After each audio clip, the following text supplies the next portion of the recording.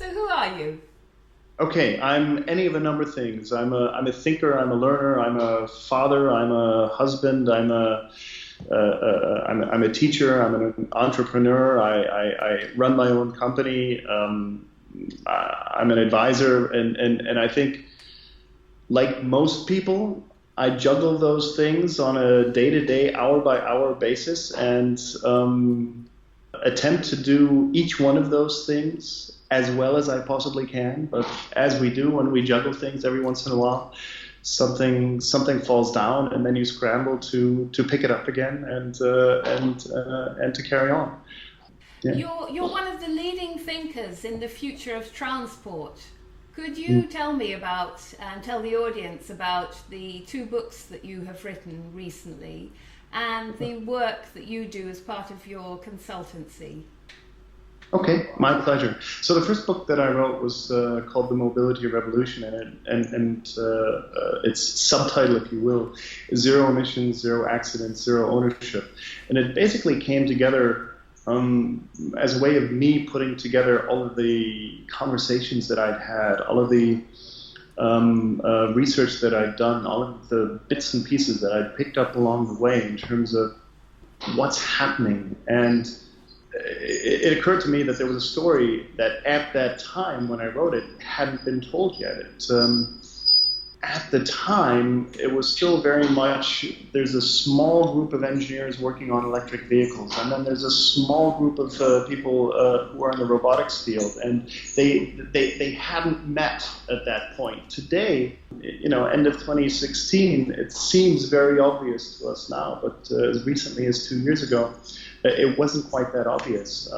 And this incredible speed at which these worlds are coming together, and if we actually go on top of this and say, okay, all of these worlds of automotive are coming together, that's fine, but it goes beyond that. It goes then into public transport, it goes into city and urban design, it goes into real estate design, and it kind of piles on top of each other to create what I call a mobility revolution, which basically is saying that the impact of all of these changes is as significant, as spectacular as, well, frankly, as the internet, as the smartphone, or if you want to go back a little bit further, the Industrial Revolution, just because it will change us in so many different ways. What are the predictions that you make in your book that looks to 2020? I think we need to take it piece by piece and slice by slice. I think at this point now there's been not just predictions but even commitments made by a number of different companies as far as 2020 goes. When I originally put it together, I said that we would not see any more electric vehicles, any more regular vehicles being developed and sold by probably around 2025. And we would see 50% of all vehicles have autonomous capability by 2020. Since then, I've actually accelerated that timeline. I think that the autonomous capability is going to be built in hardware-wise in most new vehicles by 2020. So I'm really, really encouraged to see that these things that I thought were outlandish and really far-reaching are actually being accelerated as we speak. And together with that, we change everything. We change the fabric of our cities. What are the key things driving it forward? Consumer behavior, a desire for a new quality of life, the realization that driving itself is a time-wasting, energy-sapping, unhealthy activity that can be avoided. We are seeing cities get involved in a way that is even far, far greater than what national governments or international governments are doing. So if you just take the Paris Agreement or surely the Marrakesh Agreement as it'll unfold and any agreements on climate change, that's all nice, but what you're seeing is cities like Paris and London and Oslo and Helsinki go much, much, much further in terms of creating the living for their citizens. Could you take us through what's happening in Helsinki at the moment as far as transport is concerned? Helsinki is a very, very popular example to cite right now because I think they are taking it to another level. They're basically saying, look, mobility is a service, and like any service, like your mobile phone, you should be able to get a flat rate. There's an organization called Mass Global and a service called WHIM where you can pay for different levels of miles or kilometers or minutes or whatever, the same way you get a mobile phone tariff. And that will then encompass all the various modes of transportation, be it public transport or car sharing or ride sharing or taxis or even bikes, bike sharing, e-bike sharing, that sort of thing. And it's one that everybody's looking towards just because it is so far-reaching, and it's really the ideal that a lot of the urban planners are frankly lusting towards. And quite a lot's happening in Singapore, isn't it? They've been trying out self-driving taxis, and now they're moving on to buses. Yes, Singapore is another great example of a city because it's one where frankly driving has not been a part of everyday life for a very, very long time. Most people in Singapore just wouldn't dream of owning a car, not just because it's prohibitively expensive, but because it just simply doesn't make sense. And if on top of that you then have a very, very tight regulatory environment, you create the framework and the capability, if you will, of implementing things like self-driving taxis, an autonomy example, and buses and things like that. In one of your recent LinkedIn posts, you cite a piece of research which was in favour of autonomous cars. Could you tell us about that? The question is not just are you prepared or are you open to try autonomous vehicles, but the question was, if these things existed, would you give up your own car? And it's really, really exciting to see that very, very positive result. It's what I call the end of default car, right? Today, for so many people, it's the default. I have to get to work, I have to go shopping, I have to do this and that. And the first thing they do, they will get out their keys and they would leave the house and get in their car. And we're moving much more to a time where you leave the house and you pick up your phone and say, okay, I'm going to be ferried, I'm going to be shuttled, I'm going to pick up a bike, I'm going to pick up a car, I'm going to take public transport, whatever, to get from A to B. And it becomes completely second nature to think about not getting into the car and driving, but be moved from one place to another. And in that, you basically have three options, right? How much do I want to spend? So there'll be an economic option and maybe a more luxurious option, and that'll be linked to how much time you want to spend, and also any other things like, do I need more space, or do I want to travel alone, or will I be having a lot of holiday presents, or things like that. So it's really those three variables which will just define basically how I want to travel, and that's within a city. The next step on all of this is to basically take this to a suburban or an extra-urban to the next level. So if you can imagine, you sign up for a conference or you sign up to visit your parents, sign up so much, but you want to visit your parents or you need to go see somebody in another town. And as simply as you made that appointment, your calendar effectively automatically says, all right, perfect. We know that you need to be there at 3 p.m., and that means that you need to be standing outside your house at 9:05. We'll take care of everything that happens between 9:05 and 3 p.m. you arriving where you want to be. And that may be one mode of transport, or it may be 5 modes of transport, but you don't have to think, frankly, about how am I making a connection? Am I taking this, that? Is it raining? Am I going to stay dry? And frankly, also, how am I going to pay for it? Because they only take credit cards and they only take cash, et cetera, et cetera, et cetera. In an ideal world, this mobility is a service proposition. We'll just span that and take care of it. Sounds good to me. One of the things things that struck me about all of this is that there's an enormous, and this is presumably an area of interest for you because you've worked a lot within the communications, PR and marketing communications business. There's an enormous PR and marketing job, public opinion and awareness campaigns, no doubt, in the pipeline.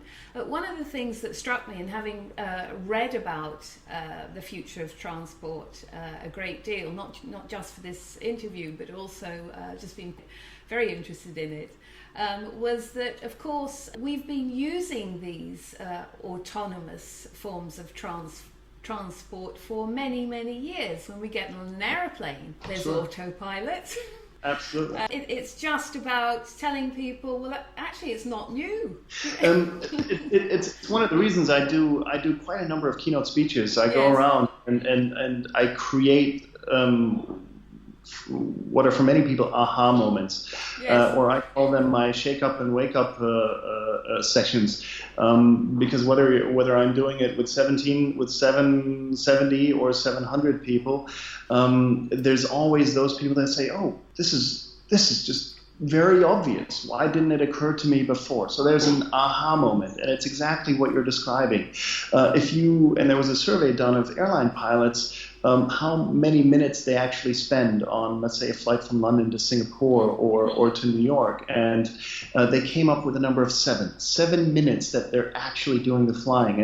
And without being too cynical or disrespectful of airline pilots, it's within that period of time that they're creating 60% of the accidents. That's right, 60% of the... Which comes on to another reason why people should be interested in autonomous cars, because there will be fewer accidents. Absolutely. That's one of my key messages. And I think, this statistic has been around the block now. 95% of accidents are caused by humans, or as I call it, human interference in the driving process. We need to get away from thinking that we as humans are better at things like driving. If you consider, so I got my driving license at 16 in the US, and I have to tell you that the most simple of computers probably had the cognitive capacity of what I required to get my driving license. It was drive around the block, park in a 8-meter long parking spot, and identify a red sign with 8 corners. Is this the standard that we're setting in terms of driving around a 2-ton killing machine? And I don't think it should be, and I think that we can do better as humanity. Can you tell us about your work with Next? Yes, my pleasure. So Next is a startup that is creating a electric autonomous shared pod system, which is basically going beyond the notion of driverless cars. It's actually creating a system solution for public transport. It's addressing one more part of the puzzle, and that's scalability. Even the most ardent defenders of public transport realize that buses during the day between the hours of 10 a.m. and about 3 p.m. are driving around not with 80 people in it, but 8 people in it, and that is inefficient in itself. So if you can create a scalability, in other words, allow pods to interconnect the way that Next does, I think you're solving another part of the broader public transport puzzle. As far as my work goes with them, I'm an advisor to them. I'm not on the executive team, but I work with the executive team to help them realize the dream of bringing this to the streets. Have you ever been tempted, or are you tempted to launch your own transport brand? Am I tempted? Look, I come from an entrepreneurial family, and I'm always tempted to create a new brand or a new something. At the moment, I'm really getting a rush and getting real excitement about helping others do that. Next is one of the companies that I support. There's a handful of other startup companies that I work with, and I have the pleasure of guiding and helping and advising. So at the moment, I'm really thrilled to be kind of spreading the love, if you will, or and sharing my insights with a number of different companies. So you're coming into contact with a lot of interesting people, and meeting a lot of interesting people. Who out of anyone in the world would you like to meet that you haven't met to date? Well, certainly within the space of autonomous vehicles, there's one person, that's Sebastian Thrun, who has been kind of one of the godfathers of this whole movement. But what's interesting about him is that he had left to start a teaching and learning organization called Udacity. And this is also something that's dear to my heart as well. And I think that there's a connection as well. We were talking earlier about how important it is to bring everybody along for the ride and to create those aha moments.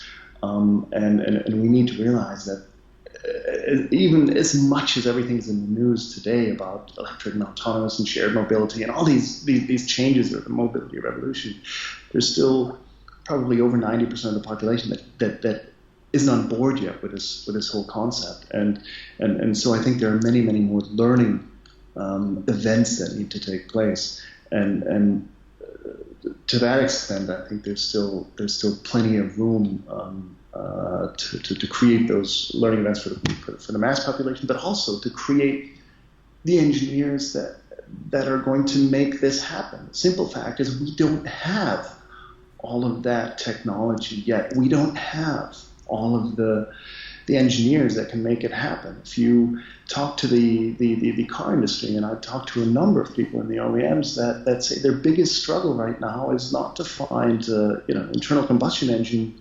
engineers, but to replace those over time with robotics engineers, with electric engineers, with software specialists.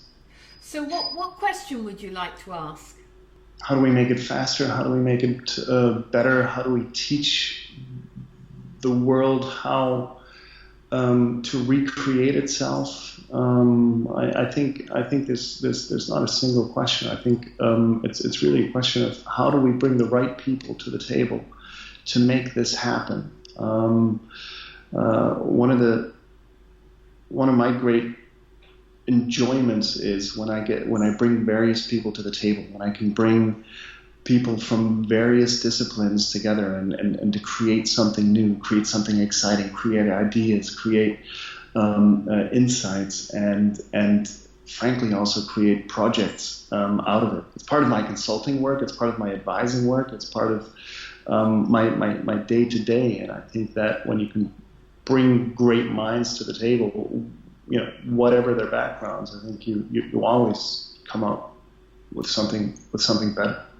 When did your passion for mobility first start? You worked for BMW, and I think New York University. You studied Masters of Business and Finance. When did that passion first set in, or have you always been interested? Well, look, I've always been a car guy. I mean, when I was knee-high to a grasshopper, as you would say, I was identifying car brands, and I was having conversations with my dad about which car had how much horsepower and how it was built and why it was built there and what brands did what, et cetera, et cetera. There's no question in my mind. I've always been a car guy, and to a great extent, I still am. But even whilst I was working at BMW, there was a small group of people, and one of my very close friends as well, where we had this idea of a fundamental change in the way the company works. One of the projects that came out of that, a friend of mine had this idea, and I supported him along the way, was called the Oscar Project, the open source car project. This was in the late 90s, where we said, wouldn't it be cool if you could get engineers together and develop a car online? And again, in the late 90s, early 90s, this was outlandish. And today, this is what we know as local motors or OS vehicle and companies like this, where that's exactly happening. It was taking the principle of Linux and applying it to the auto industry, and you can do that to basically any industry, just called collaborative engineering. And we saw the potential of that, and the potential of that to transform companies like BMW. I was out of that space for over 10 years, but I remained true to it and passionate to it. And when I saw that finally the changes were starting to come about in the auto industry, people like Sebastian Thrun, but also people like Robin Chase and others who were creating fundamental changes in a way that, at least in my lifetime, I'd only seen as the internet before it, convinced me that this is something that I want to spend, all of my time on. To kids listening to this who are thinking, for those sensible ones who are planning their career from an early age, if they're thinking about a potential career in transport, the transport of the future as opposed to the standard car industry now, what would you say they need to study? Well, at this point, if you're not studying robotics and artificial intelligence and programming and coding at an early age, then you may already be missing the boat. But look, irrespective of what people study, I think the most important thing is that they bring passion to the table. If you're not passionate about what you up in the morning and going to talk to people, then it doesn't really matter what you study. Then you could be studying underwater basket weaving. If you're passionate about that, then go do that. There will always be room in the world for those activities. But to be in transport, first be passionate about the future, be passionate about the potential, be passionate about the fact that transportation and mobility is what defines most of our existence, how we get to work, how we get to visit our friends, how we get to see our family. It is the connector between peoples, and I can't force anybody to be passionate about that. But if I can put it in that context for people, then I think people understand how important it is. What's happening next for you in this area? Well, I think the speed of change is accelerating, and the number of organizations and companies and people and exciting ideas that are coming to fruition mean that it's certainly never going to be boring for me. And in terms of me personally, I hope I will continue to have the privilege of working with fantastic startups and some fantastic and motivated status quo companies, and to continue to connect those people, and we'll see. All the very best of luck with that. It's been an absolute pleasure speaking to you, Lukas. All the best with your future plans. Thank you. Thank you so much.